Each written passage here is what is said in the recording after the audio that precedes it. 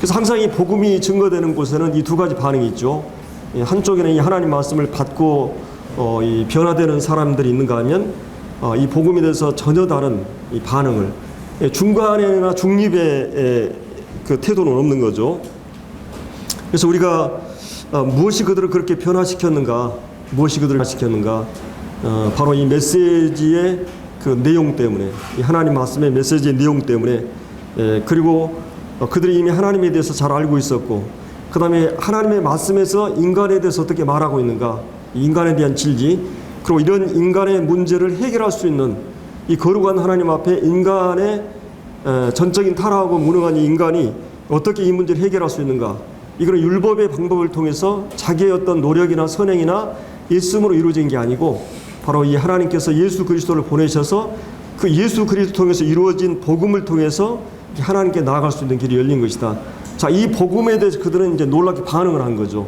이 복음을, 사도 바울을 변화시켰던 그 복음, 그리고 예수 그리스도가 누구인가, 그거에 대해서 이제 증거했을 때 놀라운 이런 역사가 일어나고, 그러면서도 이 자기의 실력과 자기의 노력과 율법을 지킴으로 하나님 앞에 서려고 했던 이 수많은 이 유대교인 가운데 이 사도 바울의 말을 반박하고 비방하고 이렇게 이제 악감을 품게 하고, 그 다음에 이제 이 모욕을 하고 막 박해를 하고 추방하게 되는 이런 일들을 보게 됩니다. 그래서 이제 우리가 이 43절에 너희들이 하나님 말씀을 마땅히 먼저 너에게 전할 것이도 너희가 받지 않고 버리므로 말미암아 영생 얻기 합당치 않은 자로 자처하기로, 자, 우리가 이방인에게 향한다 그러면서 이방인의 빛으로 하나님께 자기를 삼은 것을 얘기하면서, 그래서 이제 48절에 이방인들이 이 복음의 말을 듣고 기뻐하고 하나님 말씀 찬송하고 영생 주식으로 작정된 자는 다 믿게 되고 이 주의 말씀이 온 지방에 두루 퍼져나가는, 그래서 이 메르스만, 이 나쁜 교만 퍼진 게 아니라 사실은 초대교회에서 이제 뒤로 보면은 이 복음을 가리켜서 그 장티푸스 연부형이라고 그러거든요. 이 전염성이 엄청나게 강한 이 복음은, 그래서 이렇게 복음이 확산되는, 그 이제 50절에서 또 이 경건한 기부인들을 유대인들이 유력자들을 선동해 가지고 발과 바나바를 박해하고 그 지역에서 쫓아내게 됩니다. 그래서 이 두 사도가 그들 향해서 이 발에서 티끌을 떨어버리면서 이고니온이라고 하는 도시로 이제 옮겨가게 되죠. 제자들은 기쁨과 성령이 충만하게 되고 이제 이고니온이라는 도시로 그들이 옮겨가게 되는 것을 이제 우리가 이 말씀에서 보게 됩니다. 이 비시디아 안디옥에서 이고니온은 한 160km 정도 떨어진, 그러니까 내륙에서 이렇게 남동쪽이죠. 이 밑에서 좀 이제 남동쪽으로,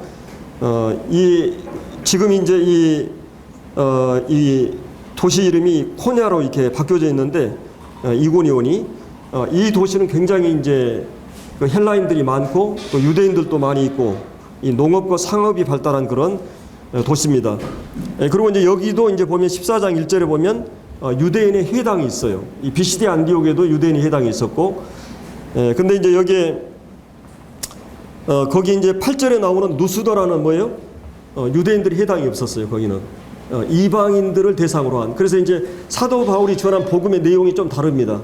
이방인들 대상으로 한 복음의 내용이 쭉 나오는데, 그리고 이제 19절에 유대인들이 이제 핍박을 하니까 이제 돌로 쳐서 이제 바울을 죽여버립니다.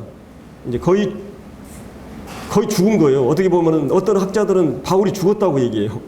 그리고 그때 아마도 그가 이 3층천에 올라갔을 거로 입신한 걸로 이렇게 보는 경우가 있거든요. 또 어떤 경우는 이제 기절했을 것이다. 죽은 줄 알고 이제 갖다 내버렸는데 바울이 다시 살아나서 이제 일어나거든요. 그래서 이제 이 더베에 가서 이제 복음을 전하는데, 이 지금 터키 남부 지역이죠. 이 비시디아 안디옥, 이고니온, 누스드라, 그 다음에 더베, 특별히 누스드라 더베에서 이제 우리가 잘 아는 이 바울의 동역자인 디모데가 그 고향입니다. 그때 이제 2차 전도행 때 이 바울이 스카웃을 해가지고 평생을 이제 사도 바울을 신실하게 동역했던 이 디모데의 고향이고, 그 다음에 이제 이 더베에서 좀 한 100km 정도 더 이제 동쪽으로 가게 되면 사도 바울의 그 고향인 다소가 나옵니다. 이 다소. 그러나 이제 더베에서 유턴을 하게 되죠. 다시 더베, 누스드라, 이고니온, 비시디아 안디옥, 그리고 이제 아달리아 버가 그렇게 해서 다시 이제 항구로 와가지고 이 안디옥으로 다시 돌아오는 여정. 이 여정이 AD 한 46년에서 48년. 그러니까 한 1년 반 정도. 키로수로는 한 4,800km. 우리가 남북이 1,000km라 그러죠. 3,000이라 그러는데 1,000km라면 5,000km를 1년 반 동안 전도여행을 한 거예요.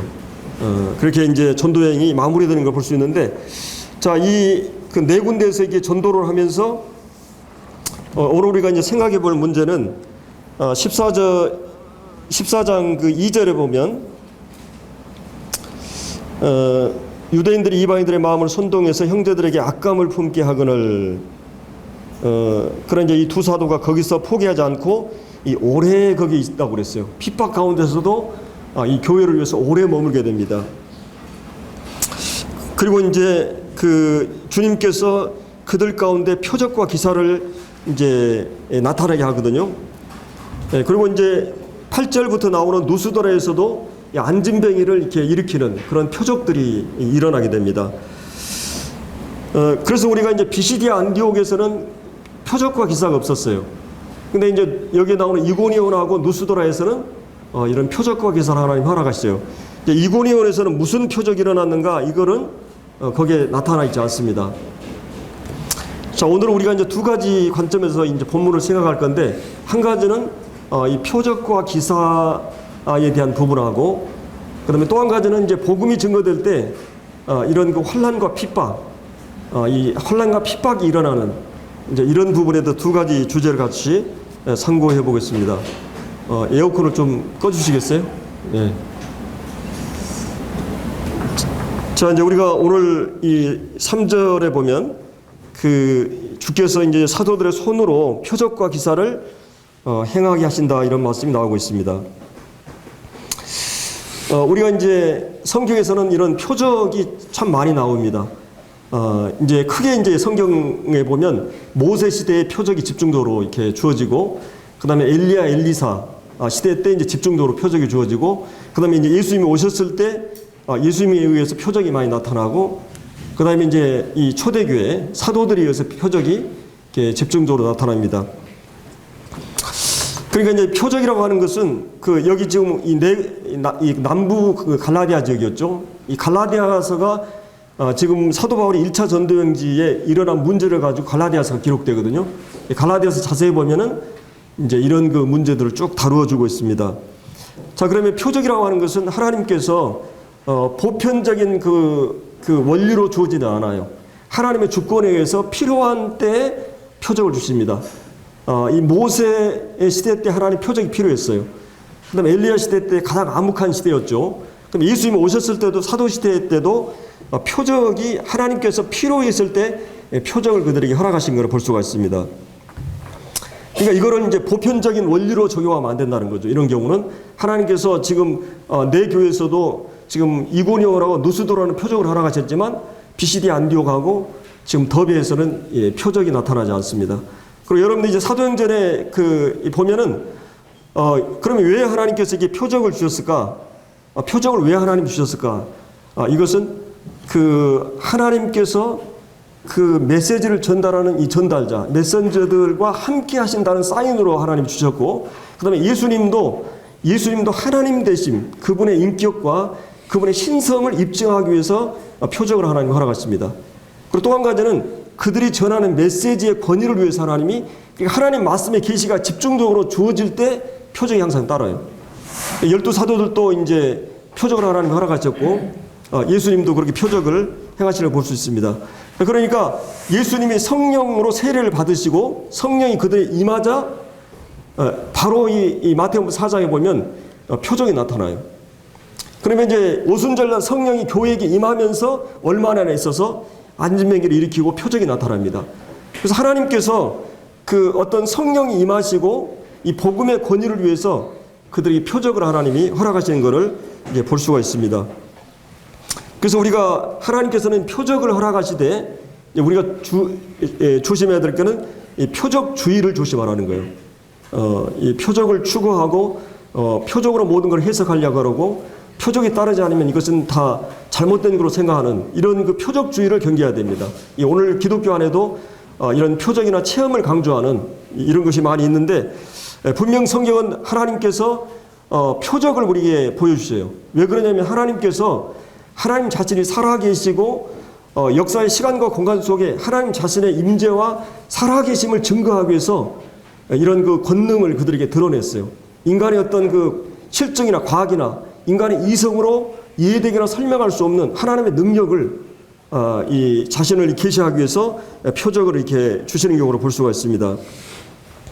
그래서 이제 우리가 이제 이 마태복음에서도 이 주님이 그 메시아가 오시는데 그 메시아에 대해서 얘기할 때 오실 그이가 당신이로니까 하면서 메시아에 대한 표적을 쭉 이렇게 이제 주님의 그 답변으로서 그 너희들이 잘 알고 있는 메시아, 그분은 하나님의 아들이시고 그리고 이스라엘 민족의 왕으로서 또 이 백성들의 제사장과 선지자로서 그 오실 메시아에 대해서 구약에서 계속 예언을 했어요. 근데 그 메시아가 하실 일들에 대해서 이사야라든지 구약성경에 많이 얘기했는데 그 가운데 하나가 그 메시아가 오게 되면 이 소경들이 눈을 뜨게 되고 중풍병자나 또 문둥병자들이나 이런 사람이 치료를 받게 되고 기머리가 듣게 되고 안진뱅이가 걷게 되고 죽은 사람이 살리는, 그러니까 이것은 인간의 어떤 그 실력이나 힘으로는 할 수 없는, 하나님만 할 수 있는 일을 메시아는 한다고 하는 것이, 그분이 바로 메시아라는 것이. 그러니까 이런 것들이 드러나지 않는, 이런 표적이 드러나지 않는 것은 메시아가 아니라고 하는 것을 우리가 이제 볼 수가 있습니다. 그래서 이제 예수 그리스도가 한 인간이라고 하는 것은 이미 확인된 거죠. 역사와 공간 속에 육체를 가지시고 모든 사람 가운데 오셨던 분이기 때문에, 그러나 그가 진짜 하나님 되시고 하나님 아들 되심의 증거, 신성의 증거는 바로 그분이 표적과 기사가 따라야만 한다고 하는 것이에요. 그래서 이제 요한복음 우리가 20장에서도 보면 이 예수님의 표적에 대해서 좀 얘기하면서 이외에도 많은 표적을 행했으나 다만 이것을 기록한 것은 그가 하나님의 아들 되심을 증거하고 또 그 이름을 힘입어서 생명을 얻게, 영생을 얻게 하기 위해서 이제 표적을 허락하신다고 말하고 있습니다. 그리고 이제 정말 그분이 교회의 머리가 되시고 또 교회를 실제적으로 다스린 분이 주님이시고, 교회가 인간의 단체나 기관이 아니고 이런 모든 것의 증거는 바로 이 표적이 그 가운데 있어야 돼요. 물론 이제 이 교회사의 부흥에 보면 표적과 기사가 없어도 이거는 분명 하나님께서 역사하신 증거들을 부흥 가운데 많이 드러내셔요. 그러니까 성령만이 할 수 있는 이런 일들을 교회사에 많이 드러냅니다. 이거는 인간 혼자 스스로 강력하게 이 경이로운 기적을 행할 수가 없어요.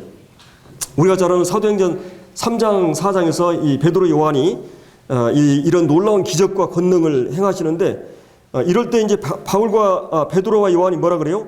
우리 개인의 권능과 경건으로 이 사람이 치유된 것이 아니다. 왜 우리에게 주목하느냐? 그러면서 바로 이 예수 그리스도의 이름을 믿음으로 이 사람이 성하게 되었다. 자신은 다만 하나님의 도구의 통로에 불과하다. 이렇게 얘기를 하는 걸 볼 수 있습니다. 오직 이것은 하나님으로부터만이 능력이 나온다는, 교회는 원하는 때마다 기적이 나타나는 게 아니라 하나님의 주권과 하나님이 원하실 때 이런 하나님 함께 하심의 사인으로서 이 기적을 주십니다. 그래서 요한복음의 기적은 이 기적이란 말과 표적이란 말이 좀 다르죠.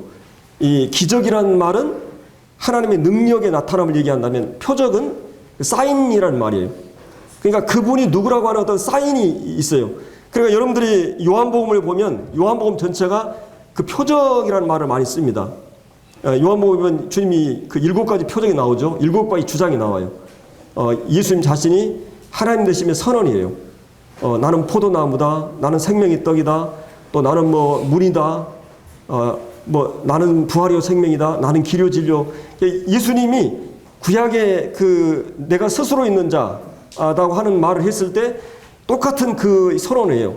하나님 스스로 있는 자라고 선언했을 때 같은 이 선포를 하는데, 요한복음에서 특별히 예수님이 그런 선언을 7번 정도 하거든요. 근데 예수님이 그런 주장을 하시고 그 하나님 되심의 사인으로서, 표적으로서 이제 7가지 정도의 또 이 기적이 나와요. 그게 이제 우리가 물로 표도주를 만든다든지, 이 중풍병자가 치료된다든지, 이 왕의 신하가 죽을 병에 걸렸는데 치료된다든지, 그리고 이제 오병이의 기적, 무리를 걷는 거라든지, 그리고 이제 9장의 소경이 눈을 뜨는 것, 그리고 이제 11장에 나사로가 이제 살아나는 것, 7가지 정도의 기적이 또 나와요. 근데 요한복음에는 이 기적 표적이라고 하는 것은 그분이 누구이신가를 입증하는 거예요. 증거하는 거예요. 근데 예수님이 하나님인 것을, 하나님 신성을 가지고 있는 인격을 갖고 있다고 하는 것을 증거하는 목적이 하나 있고, 또 한 가지는 뭐예요? 이 요한복음에 여러분이 가만히 구조로 보면 그분이 오병이 이어 기적을 행하고 뭐래요? 내가 생명의 떡이라고 그래요. 그러니까 이거는 육신에 필요한 것이 떡이듯이, 육신의 생명이 꼭 필요한 것이 떡이듯이 영적인 생명이 꼭 필요한 것이 이 그리스도라는 거예요. 그러니까 여기는 그분이 누구라고 하는 그 인격의 권위를 세우는 그런 그 표적의 사인의 의미도 있지만 이 표적에는 항상 메시지가 있어요. 그러니까 영적으로 죽어있는 우리들에게 필요한 분이 그리스도다. 그래 모든 것이 그래요. 이 38년 된 병자가 치료할 때도 5장에 보면 그 치료하고 나서 계속해서 이스라엘 백성 바리새인들과 격노를 합니다. 근데 예수님이 뭐라 그래요? 내가 하나님과 하나다. 이런 얘기를 해요. 그리고 이제 안식일 때문에 논쟁하면서, 그리고 예수님만이 경배를 받으시고 공경을 받으시고 순종의 대상이고 예수님이 심판의 권한이 있고 하나님만 있는 권한을 쭉 얘기해요. 5장에서. 6장에서도 이제 오병이의 기적을 행하고 그 다음에 긴 장에서 뭘 얘기해요? 예수님이 생명의 떡이라고 하는 것을 계속 얘기합니다. 그 요한복음의 구조는 다른 성경하고 달라요. 예수님이 하나님 되심을 철저하게 증거한 게 이 요한복음의 이 기록의 목적인 것을 우리가 이제 볼 수가 있어요. 그리고 이제 히브리서 우리가 2장에도 보면 하나님이 여러 표적들과 기사들, 여러 능력들 및 자기 뜻을 성령을 나눠주신 것으로 저희와 함께 증거하셨다. 하나님께서 성령을 통해서 사도들에게 표적과 기사를 나타냄으로써 이 하나님 말씀을 증거했다. 이제 이런 말씀을 해주고 있죠. 그래서 이제 이 사도행전에 아까 우리가 이제 이런 이 사복음서에서 예수님이 성령이 그에게 임하시고 그다음에 하나님 되심의 증거로서 표적이 나타납니다. 그리고 이제 이 예수님이 산상수훈을 끝내고 나서 그다음에 8, 9장에 마태복음은 이 5장부터 7장까지 산상수훈의 메시지가 전달되고 나서 그다음에 어떻게 해요? 이 8, 9장에서 이 한 10가지 정도의 그 기적들이 나타납니다. 그러니까 항상 예수님이 메시지가 전달되고 나서 그 메시지의 권위를 입증하기 위해서 하나님 표적을 하나님 그들에게 주세요. 그리고 어떤 경우는 이제 주님이 기적과 능력을 통해서 하나님 되심을 이 권위를 드러내고 표적을 또 이렇게 따르게 하시는 경우도 있습니다. 그러면 예수님에게 똑같이 하는 원리가 사도행전에 나타나요. 오순절날 성령이 그들에게 임하자 복음을 증거해가지고 놀라운 그런 3,000명이 돌아오잖아요. 그러면 3장에서 이 성전 미문의 안전병인을 주님이 이제 이 베드로와 이 사도를 통해서 일으키십니다. 기적이 나타나요. 그래서 이제 이런 항상 하나님께서 그들 가운데 함께 하시고 교회에게 특별히 함께 하시는 것을 통해서 이것을 표적을 통해서 이렇게 이제 보여주고 있는 것을 우리가 이제 볼 수가 있습니다. 그리고 이제 우리가 잘 아는 그러면 우리가 표적이라고 하는 것이 하나님께서 하나님이 함께 하시고 이분이 하나님 되시고 또 이분이 하나님의 메시지를 전달하고 하는 이 메시지의 권위는 절대적이라고 하는 것을 그들에게 모든 걸 통해서 다 입증하지만 그러나 이 표적이 사람들을 다 주님께 돌아오게 하지 않아요. 이걸 알아야 돼요.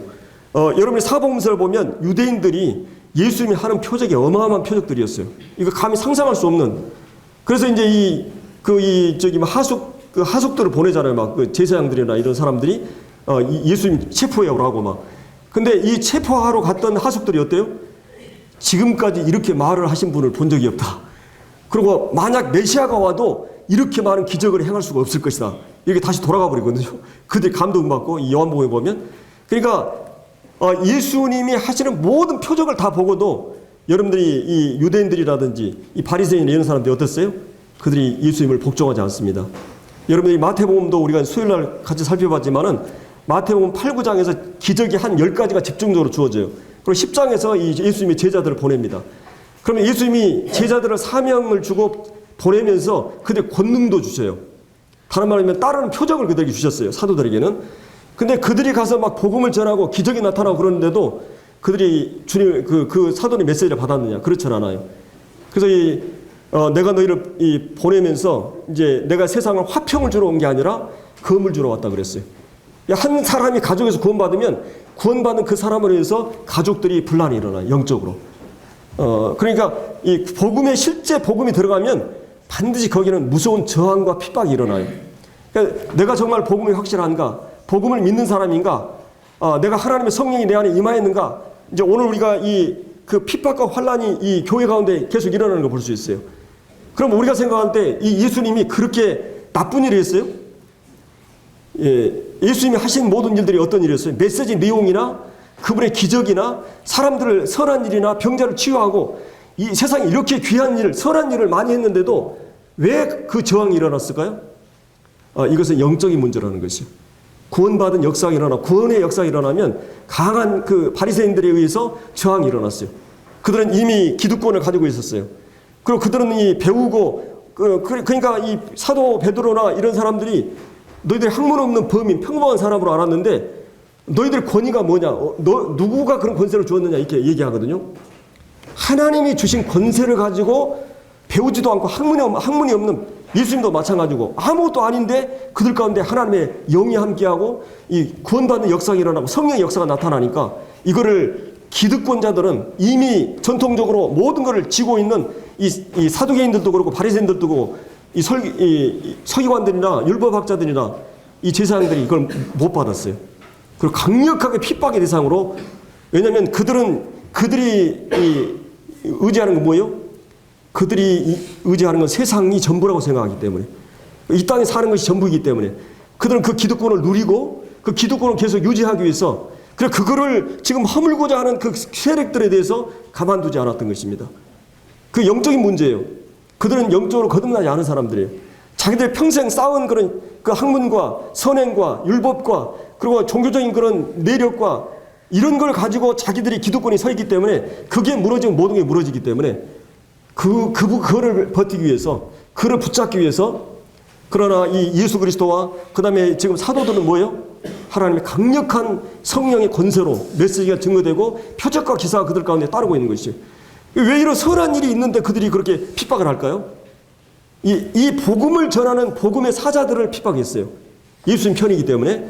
그리고 이 예수님 메시지 때문에 그걸 핍박했어요. 왜냐하면 바로 이 예수 그리스도가 메시아라고 한다면 그 바리새인들과 사두개인들은 예수님을 죽인 장본인들이잖아요. 죽인 사람들이잖아요. 그렇기 때문에 이 예수님과 예수님의 사도들을 가만두지 않았던 것을 우리가 이제 볼 수가 있습니다.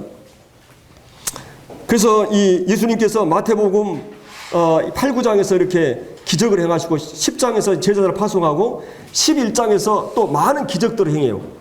근데도 그들이 예수님을 받지 않자 예수님께서 이렇게 기도를 하시죠. 올소이다. 이렇게 된 것이 아버지 뜻이다. 그러면서 하나님의 예수님의 계시를 받은 자에는 믿을 자가 없다. 지혜롭고 슬긴 자를 숨기시고 어린아이 같은 이 마음이 낮아진 이 어린아이의 특징은 뭐냐면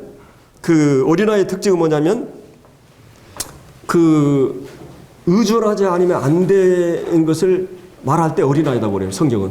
그러니까 자기의 주제를 파악하고 자기의 실력을 파악하고 능력을 파악하고 지식을 파악하고 자기가 아무것도 아닌 걸 인식함으로써 부모만을 전적으로 의지하려고 하는 아이를 사용할 때 쓰는 말이에요. 이 어린아이란 말은 자기 인간의 주제를 파악하고 내가 그리스도가 필요하고 은혜가 필요하다고 하는 걸 아는 사람을 얘기해요. 그러니까 유대인들은 그렇지 않았어요.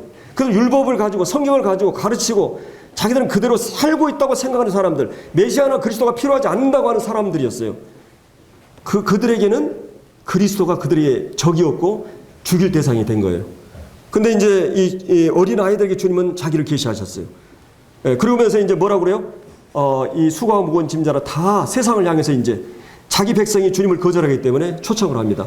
자, 그러면서 12장에서도 많은 기적을 행하는데 그들 그걸 거절하자 주님께서 이 성령의 해방죄를 얘기해요.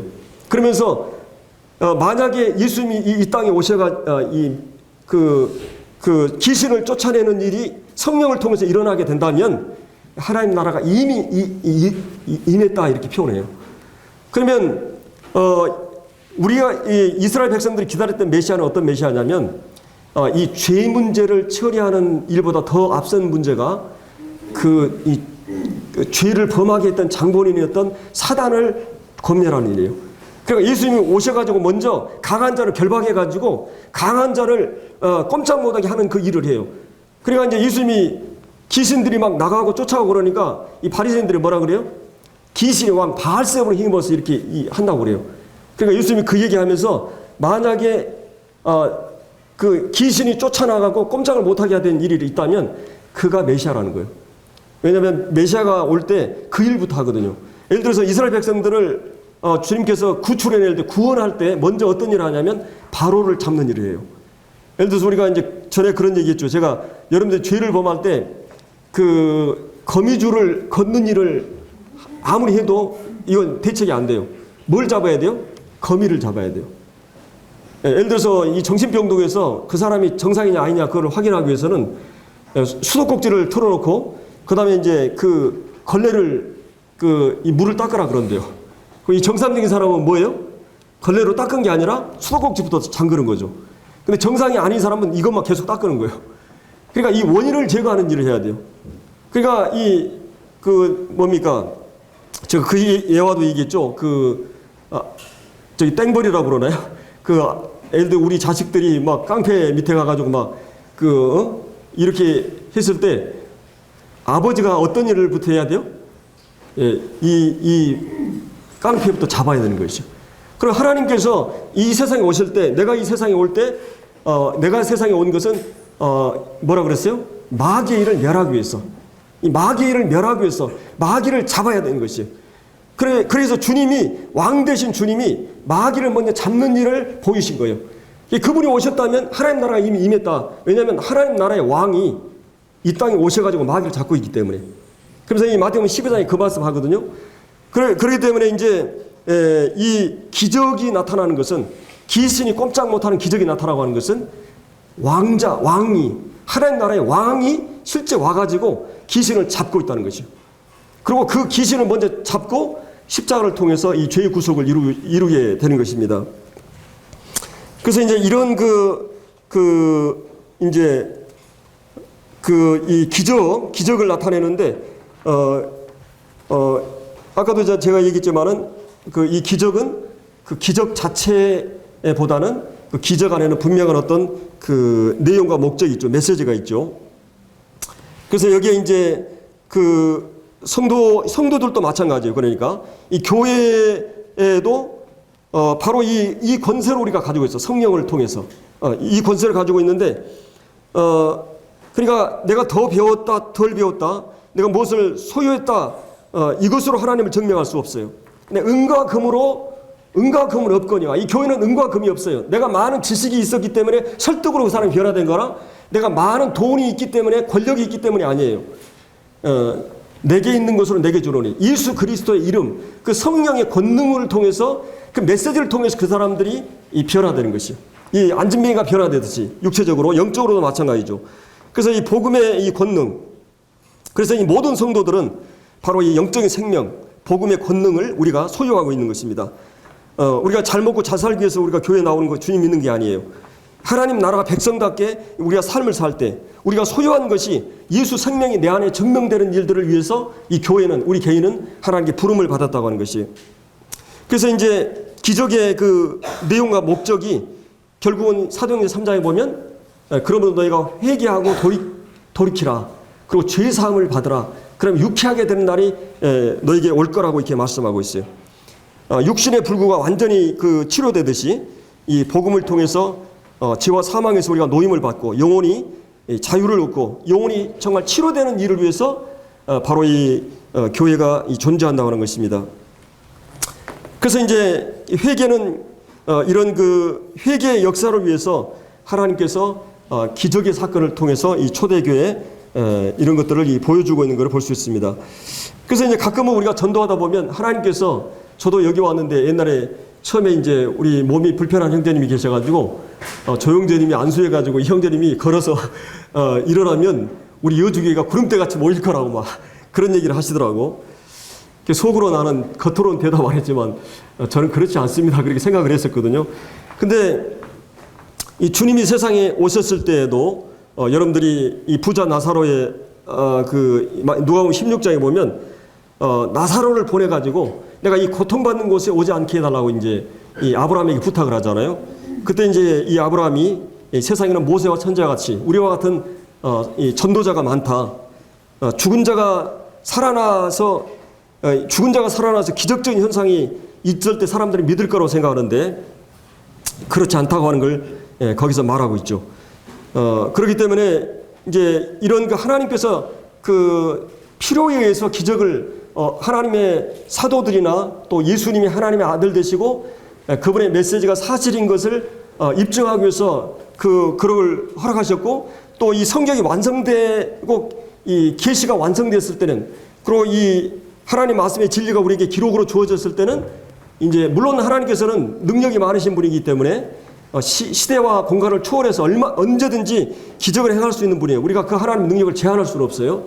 그러나 하나님께서는 긴 그 역사 속에서 또 작은 역사 가운데 보면은 하나님께 특별한 때에 기적을 하나님의 주권에 의해서 필요한 때 허락하지만 일반적으로 보편적으로는 기적을 주지 않습니다. 그래서 이렇게 표적을 보면 다 믿을 거라고 생각하는 것은 오산이에요. 그래서 이 도마에게 주님이 뭐라 그랬어요? 너는 나를 본고로 믿느냐? 보지 못하고 믿는 자가 복되다 그렇게 말했어요. 그리고 이스라엘 백성들이 출애굽을 해가지고 광야 40년 동안에 얼마나 많은 기적을 봤어요. 그 강력한 10가지 재앙이라든지 그리고 이제 이 바로 전 세계의 가장 강력한 나라였던 애굽이 이 한 사람의 지팡이를 들고 온 모세에 의해서 굴복을 하거든요. 하나님의 능력이 그와 함께하지 않았으면 그렇게 될 수가 없었어요. 홍해를 건넌다든지 만나 반석에서 물이 나오고 메추라기를 하나님 보내주시고 이 광야 먹을 것이 없는 이 광야에서 200만이 오병의 기적보다 더한 게 바로 이 광야의 생활이거든요. 200만의 그 인구가 매일 이 음식을 먹는다고 생각해봐요. 그러면서 너희들이 그 옷이 부르지 않았다 그랬어요. 어떻게 하나님이 옷을 입혔는지 모르지만 그들이 40년 동안 한 번도 옷이 헤어진 적이 없다는 것이요. 하나님 기적적인 방법으로 그걸 경험을 하면서도 뭐예요? 그 기적을 보면서도 그들은 하나님 믿지 않았어요. 어려운 시간이 오면 또 불평하고 원망하고 막 하나님의 대적하고 이랬거든요. 그래서 하나님께서 이 에레미야 31장에서 새 언약을 선포하시래요. 그들이 기적을 다 보고도 안 믿으니까 이제 하나님의 성령을 통해서 그 새 언약 마음판에다가 성령을 통해서 깨닫게 하심으로 믿게 하셔가지고 세계적인 그 말씀이 믿음을 형성하게 되면 그 믿음은 절대로 지워지거나 할 수 없는 이 성령을 통해서 우리 마음판에다가 말씀을 심겨지는 일들을 이제 신약의 새 언약 가운데 하시게 돼요. 그래서 이제 성령이 오심으로부터는 이 말씀을 깨닫고 그 믿는 믿음이 있을 때는 어떠한 고난과 핍박과 어려움이 와도 그 말씀의 기초에서 성령에 의해서 심겨진 믿음. 전에는 돌판에다가 이제 했지만 이제는 신비에다가 마음판에다가 말씀을 심어가지고 이제 이 새 언약의 특징은 그거예요. 내가 이 복음의 제사함을 얻고 또 내가 의롭다함을 얻었다고 하는 이 복음의 내용이 마음판에 새겨져 버리니까 그거는 확실한 것입니다. 그거 지워질 수 없는 거예요. 이 성령이 우리 안에 심겨진 그 계시의 빛은 말씀은. 그래서 이제 이런 그 표적주의를 경계하고 그다음에 하나님께서는 필요할 때 이런 표적들을 이제 이렇게 허락하시는 것을 볼 수가 있습니다. 그래서 하나님께서 이 교회에게 이런 이 놀라운 기적을 드러내셔가지고 하나님의 영광을 드러내시고 하나님의 영광을 돌리게 하고 기적이 나타날 때마다 막 이 안전명이라는 사람들이 뭐예요? 즉각 예수님이 기적을 행하면 뭐였어요? 하나님께 영광을 돌렸어요. 왜냐하면 이것은 하나님만이 하실 수 있는 일이라고 생각했기 때문에 하나님의 영광을 받게 되는 하나님의 영광과 임재를 그들 확인하고 바로 이제 이럴 때 우리는 사람이 누구인가, 이 세상이 어떤 것인가, 그리고 죽음이라고 하는 것, 죽음 너머는 어떤 것이 있는가, 그리고 우리 주변에 보이지 않는 어떤 존재가 실제하고 있는가, 내 이외에 어떤 분이 계시는가, 이런 것들을 생각하게 하고 상기하게 하는 것이 표적의 또 이 목적이기도 합니다. 하나님의 존재와 크심, 그 영광스러움을 생각하게 하고 만물을 다스리고 유지하신 분이 우리 가까이 계시다고 하는 이 경건한 두려움을 불러일으키고, 그래서 이제 하나님은 이 하나님을 애우하게 하고 신뢰하게 하고 경건한 두려움과 이제 이런 마음을 일어나게 합니다. 그리고 이 복되신 하나님 앞에 우리가 살고 있다고 하는 것, 이것은 하나의 관념이나 신화나 전설이 아니고 하나님의 역사 속에 구체적으로 살아서 우리와 함께 하시는 것을 드러내 보이고 있는. 그래서 이 기적은 우리 자신을 돌아보게 하고, 나는 도대체 어떤 사람인가, 또 나는 도대체 뭘 하고 있는가, 왜 나는 존재하는가, 자기 속의 악을 직면하게 하고, 모든 사람 안에 악이 실제하고 있고, 이 세상은 이 악이 실제하고 있는 것. 그래서 이제 이런 이 사도행전 3장에 나오는 베드로를 통해서 일어난 기적이나, 오늘 지금 사도 바울을 통해서 지금 이제 이 3절에 나왔던 그들의 손을 통해서 표적과 기사가 일어나고 이러는 걸 볼 수 있습니다. 이런 그 놀라운 기적이 그들 가운데 일어나고, 그러니까 한 평범한 예수 그리스도, 한 번도 배우지도 않고 그 나라를 국경을 넘어간 적도 없고 그런 그 예수 그리스도, 그분이 그 평범한 목수의 천한 일을 하고 있던 그분이 이 우주 만물을 창조하신 창조주요, 이 만유보다 크신 하나님이고 이 우주의 역사의 주관자가 되시는 분이라고 하는 이 예수 그리스도가 누구라고 하는 것을 이 표적은 우리에게 보여주고, 그 표를 들고 그를 증거하는, 그 이름으로 표적을 행하는 그 사도들의 이 표적이 바로 이 예수가 하나님이시고 이 인간의 구원을 위해서, 그리고 그분이 십자가에 매어 달리시고 그 십자가가 어떤 의미가 있는가. 그냥 평범한 어떤 사람이 자기가 막 희생하고 죽어가지고 내가 막 누구를 위해서 죽었다, 이렇게 의미를 부여할 수도 있잖아요. 그러나 바로 그 예수 그리스도가, 그분이 어떤 분이셨고 그분이 부활하심으로써 그분이 바로 내가 이것 때문에 오셨다고 하는, 이것 때문에 내가 죽었다고 하는 모든 의미들이 사실인 것이, 이 모든 것들이 증명하고 있다고 하는 것을 우리에게 이제 보여주고 있는 것입니다. 그래서 이런 이 표적이 이제 이렇게 우리 가운데 나타나는 걸 이제 우리가 이 말씀을 통해서 이제 보게 됩니다. 바로 이 예수님의 인격, 그 신성, 그분이 하신 모든 말씀이 이 사실이고, 그분의 신분, 그 모든 것이 그분이 의미를 부여한 모든 것들이 사실인 것. 그래서 성경은 항상 90%가 역사를 기록하고 있어요. 성경은 철저하게 이스라엘 민족의 역사 속에 개입해가지고 그들 가운데 역사했어요. 그러니까 성경은 이 합리적으로 성경은 접근하죠. 창조를 기록할 때도 하나님이 어떤 분이고 이게 어떻게로 설명한 게 아니라 이미 존재하는 그 사실로 전제하고, 그러니까 이제 예를 들어서 어린아이에게 너희 아버지가 어떻게 해서 출생하고 누구고 이래서 너희 아버지다, 이렇게 접근하지 않고 이 아이에게는 믿음을 통해서 접근을 해요. 이 경험을 통해서 이분이 나를 이렇게 사랑을 쏟고 또 우리가 공간을 같이 하면서 이분이 바로 나의 아버지다, 어머니다고 하는 것을 그냥 그 믿음을 통해서 주어지는 것처럼, 이스라엘 민족과의 관계에서도 과학적으로 접근하거나 이성적으로 접근하지 않아요. 이 성경은 모든 합리성이나 이 인본주의 사상은 이 과학적으로 어떻게라고 하는 질문으로 시작하잖아요. 그러나 이 성경의 계시성을 가지고 있는, 하나님이 이미 존재하는 것을 당연한 것으로 여기고, 왜냐하면 그분을 과학적으로 설명한다고 해서 믿을 게 아니니까. 기적이라고 하는 건 과학적인 실증이나 설명으로 설명된 것이 아니기 때문에 하나님은 단순히 우리가 그분을 믿음으로 받아들여야 돼요. 그래서 성경은 어떤 경우는 이해하고 믿으라 그러지만 어떤 경우는 믿고 이해해요. 너희가 믿으면 하나님의 영광을 본다 그랬어요. 우리가 다 이해해가지고 소화해가지고 믿는다, 그게 아니에요. 어느 날 하나님께 빛을 주시고 믿음의 확신을 주셨을 때, 내 안에 그 믿음이 들어왔을 때 이제 성경이 새롭게 보여져요. 그러니까 이제 이 기적이라는 사건들은 이 합리적으로나 이성적으로 이게 우리가 소화할 수 있는 게 아니잖아요. 당연하게 믿는 것이. 그래서 하나님께 이스라엘 백성들 아브라함을 부르셔가지고 그들의 역사 속에 구체적으로 개입하셔가지고 함께 하셔요. 그래서 그들은 하나님을 그 논리적으로나 합리적으로 실증적으로 설명하지 않아요. 그들은 경험 속에서 하나님 실제 있고 날마다 말씀하시고 인도함을 받고 있고 기도에 응답하시고 그들 구체적으로 삶을 징계하시고 그 하나님 매일 삶에서 경험하고 만나는 하나님을 당연하게 받아들여 믿고 살아왔어요. 우리가 믿는 하나님은 그런 하나님이에요. 우리가 전도를 할 때 물론 이제 그 변증적으로 전도를 할 수 있어요.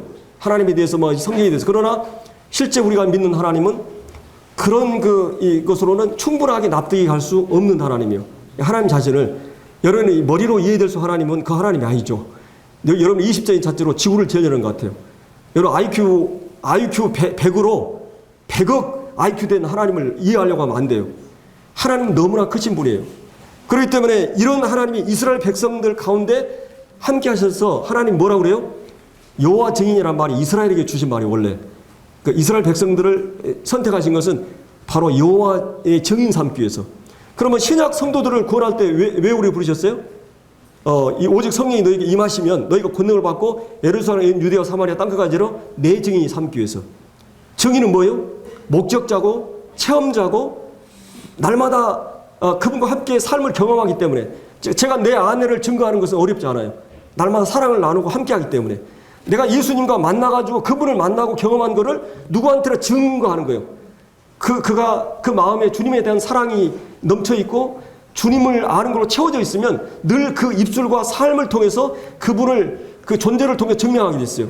나는 증인이에요. 나는 변증가가 아니라 변론가가 아니라 기발한 지식을 가지고 동원한 게 아니라 나는 그분을 매일 만나고 그분을 말하는 거예요. 내가 무의식적으로 내가 살아도 세상 사람들은 우리를 다르게 봐요. 왜냐하면 내가 그분과 함께 동행하기 때문에. 구약 이스라엘 백성들을 구원하신 것은 그들을 증인 삼기 위해서. 신약의 교회에 구원받은 성도를 한 것은 성령이 그들 안에 함께 하심으로써 그들이 증인되는 삶을 살게 하기 위해서. 그러면 이 증인된 삶을 살 때 어땠어요? 물론 이런 우리가 기적이나 표적이 나타나자도 정말 그런 하나님의 함께 하심의 표적과 기적 같은 일들이 우리 삶에서 실제 나타나게 됩니다. 그리고 이제 오늘은 이제 시간이 다 됐기 때문에 이 표적과 그 환난과 핍박에 대해서는 이제 다루지 못하겠는데 놀라운 사실은 우리가 구원받은 개인이나 교회는 이제 여러 형태로 핍박이 우리에게 다가옵니다. 저도 가만히 제 인생을 쭉 돌아보니까 이제 물론 내가 복음을 전해서 핍박을 받은 경우도 이제 있지만 우리가 이 신앙을 지키는 것들이 제게 이제 핍박이 된 경우가 있었어요. 제가 이제 이 시골에 이제 주일학교나 이 학생 때 이제 주일을 지켜야 되잖아요. 근데 농번기 때는 그 일손이 부족하잖아요, 시골에. 그러니까 이제 막 학생들이나 애들이 다 그 농번기 때 일을 해요. 근데 그 따가운 시선을 의식하면서 교회를 가는, 뚜벅뚜벅 가는 제 마음 참 어려웠어요. 근데도 제가 주일을 지키는 일을, 제가 주일학교 2학년 때부터 지금까지 거의 이 집회에 대해서는 철저하게, 그거는 저희 부모들도 얘기를 해요. 사정할 정도로. 얘는 두드러 패도 안 되고, 야, 너 교회 가지 말고 오늘 바쁘니까 해라. 근데 저는 교회 가야 됐어요.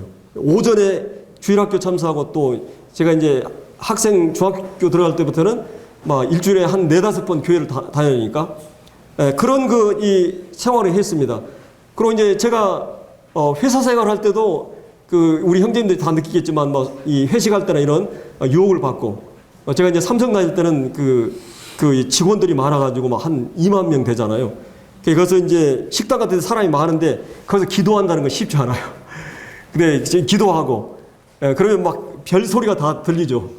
그래서 그렇게 해가지고 또 전도하는 경우도 있고, 그래서 복음을 증거함으로 인해서 제 생애 가운데 일어났던, 또 제가 형님한테 주먹으로 피투성이 되도록 맞고 죽음을 이어받는, 또 제가 여기 와서도 이제 그런 칼로 이어받는 일도 있었어요. 여러분들이 주님 믿고 나서 여러분을 통해서 생명의 열매가 맺혀가고 있고, 아니면 이 강력한 핍박이나 이 저항을, 환난을 받고 있지 않다면, 내가 이 신앙 때문에, 이 믿음 때문에 내가 적당히 지금 타협하고 있고, 내가 세상적인 보상과 대우를 받기 위해서 내가 이 길을 간다. 이거는 복음이 아니에요. 우리 사도행전에 나오는 초대교회 그 복음과는 다른 복음이에요. 오늘날 이 교회는 그렇게 변해돼요. 복받고 축복받고 핍박이 없고 어려움이 없고 다 잘되고 시험도 합격되고 병도 치유되고 아무런 우환이나 어려움이 없고, 이거 기독교가 아니에요. 정말 우리 하나님의 영이 내 안에 들어오고 말씀을 따르고 양심을 따르고, 그리고 말씀대로 순종하고자 하면, 타협하지 않으면 반드시 우리에게는 가족에서 갈등이 오고, 저는 친구를 다 잃어버렸어요. 세상 친구. 주님 안에서의 친구가 있어요.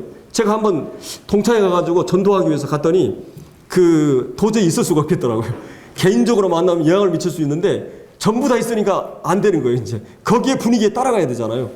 그게 갈 데가 못 되더라고요. 그러고 나서 그 이후로 이제 안 갔었는데, 여러분들이 정말 이 주님을 그 알고 주님을 나누고 주님을 증거하고 주님이 주신 말씀 그대로 실천하고 따르려고 했을 때 우리의 생에는 많은 이 어려움들이 있게 되고 이런 것들을 보게 됩니다. 그래서 오늘 우리는 이 표적과 기사가 어떤 의미가 있는가 이런 걸 한번 살펴봤습니다. 기도하고 마치겠습니다.